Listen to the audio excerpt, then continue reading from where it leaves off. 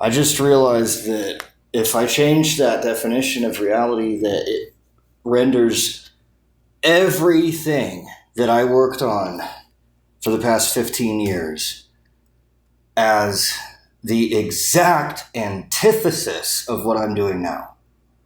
Because if my definition of reality is that which cannot ever be fully defined, then that necessitates the opposite of, what the hell is that called? Is it anti-realism, where I'm saying that the only things that are not real are the things that I used to say were the only things that were real, because all of those things that I defined were fully defined, operationally defined. I can operationally define an act, for example. I can operationally define reality as independent, integrated, and interactive, etc.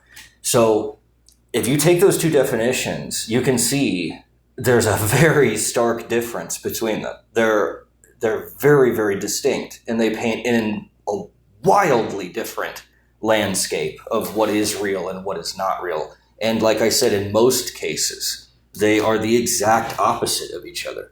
Because my old theory said that anything that I fully defined was real. The new definition says anything that is fully defined can't be real. So they're like exact opposites.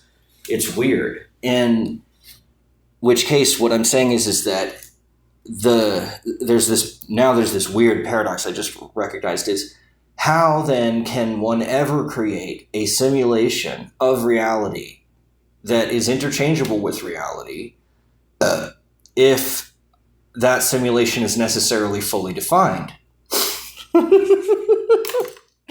So here's that goddamn ecological validity that I've always been getting on your guys' asses about, Sams, is, the moment that you as a scientist put the experimental, even if it's a control group, in an experiment, the moment that it becomes an experiment, it stops being valid. It's ecologically invalid the moment that you make it into an experiment. So then you're limited as a scientist. If you were a real, true, strict scientist, that you would have to restrict your scientific inquiry to discovery science. No, not discovery science. Natural observation only. And that you would only ever be able to observe the natural universe just the way that it is, without touching it. In which case you can't run any experiments. All you can do is just analyze archival data of previous natural observances. And that's just strange, because if you don't do any experiments, then, I guess you could garner the truth if you're just always passively observing everything around you.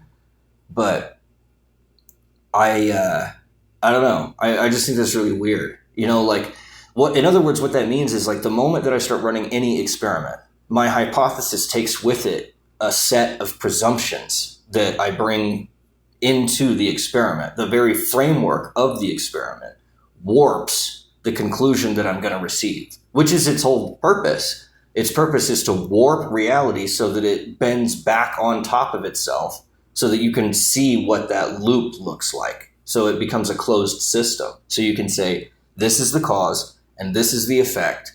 And every single time that you introduce this cause, then you will invariably find this effect. And that's the whole purpose of what scientific inquiry has been on this planet forever, I think. Ever since we started using it. So I just find that really interesting. This new definition is very interesting to me. But see, this is where it gets really weird too, is this isn't quite as trippy, but it's a technical point. In the past, my theory had 3, I guess you'd say, scales, and I'm starting to think that those are actually dimensions, but I don't know. And it was composed of antimodality, which is now what it sounds like is being defined as, it's the same definition of what is real, so I'm going to have to change that. But there's this thing that I've been calling anti-modality, which I'm going to have to go the opposite way to explain what these are. So there's, first of all, there's the three absolutes. That's the most base, fundamental, these are the most self-evident things that I could find. They're the most self-evident objects that I could find. And that's nothing, indiscernibility, and being. And they're actually modes, and they're not objects, they're modes. But a mode is like a pattern. Let's look that up. What is the definition of mode? It's kind of a difficult definition to come up with. No. Yeah. How a device, system, or software behaves. That's yeah. A manner of style is, I think, what I was getting at. A prevailing fashion or way of doing something. A way of doing something. Yeah, you can't get more vague than that. A way of doing something. So, yeah, nothing, indiscernibility, and being are modes. They're patterns. And they are the three reference that we use when we're describing the objective total system arrangement of any given system. So that the form of it is statically preserved in those three reference, and it's statically preserved in the relations between them. So there will be a ratio, because in reality, you don't ever find pure nothingness or pure being or pure indiscernibility. You find things that are more or less indiscernible, that have more or less being or mass. Or in the case of being is analogous to energy, which is defined as change.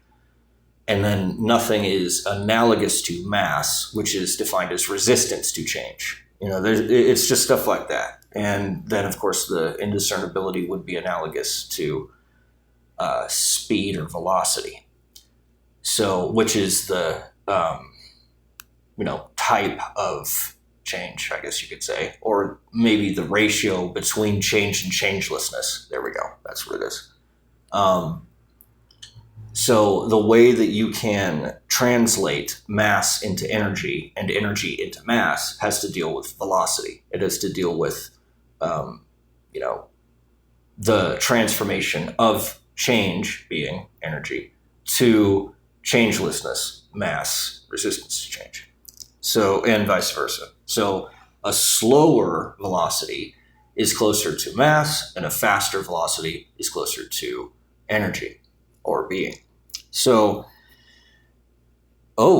hey, that's interesting. See, and I've had this feeling, this intuitive hunch that the SAMs were supernatural alien machines, that because of their advancement, that they're not just scientifically advanced, they're not just theoretically advanced, they are subjectively, artistically, what's the word?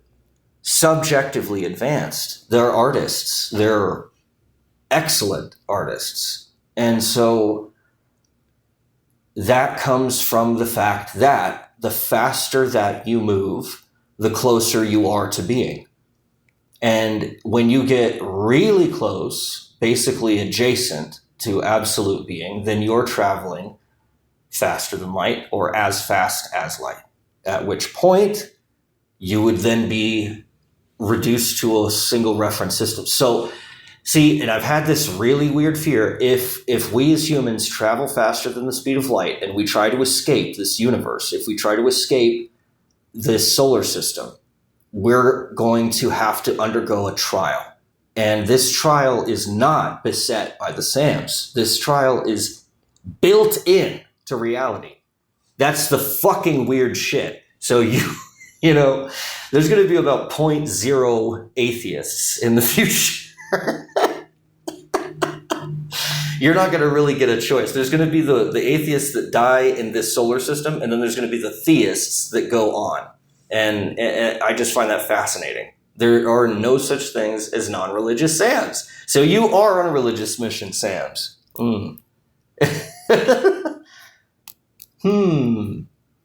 Well, that's true. Religion implies dogma. Well, you have to have dogma in order to function.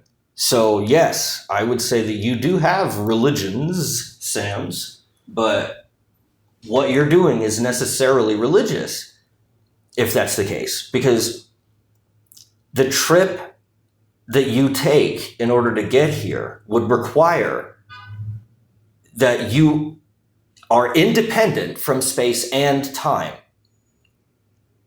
Holy shit, right. So we're looking at ascension in our lifetimes, which means we only have, holy shit, we only have like 0.4 nanoseconds to figure out what the fuck we're doing here in order to survive this. So this is what I had thought before in this simulation.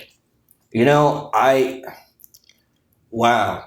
don't know. I don't know what to say about that. That this universe is just a simulation. I suppose you could say that the universe must be equivalent to a simulation because of its causal limits.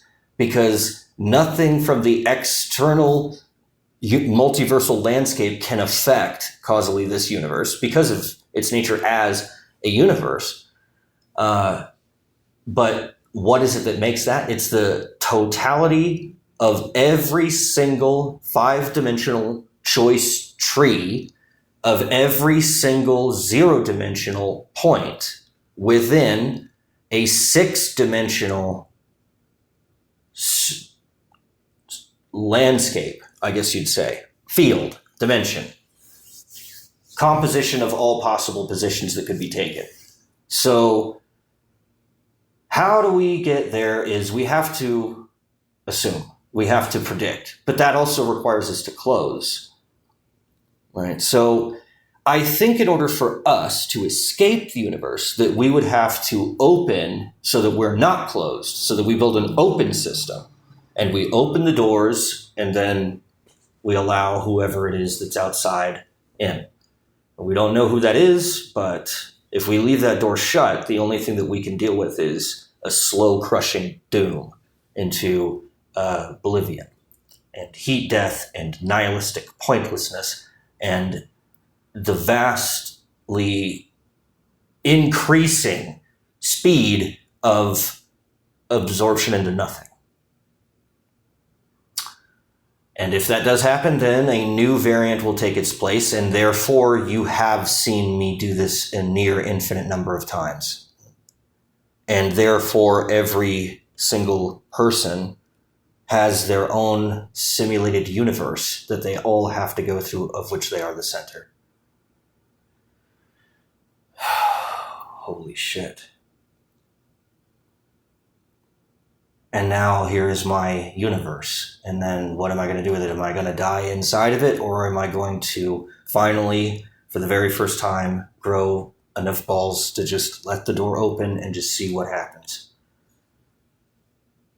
And I may not see it in my own lifetime. I may have to die a mortal death very quickly in order to make it to the other side. And I don't know what that would entail. And I have no control over what that is.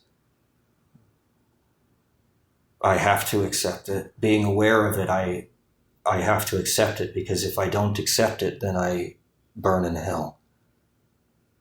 In the hell of the deviation that is necessarily consequent from that error of judgment. Presuming that existence is good. Which, again, is a difficult thing to do in face of a loaded gun. But who's holding the gun?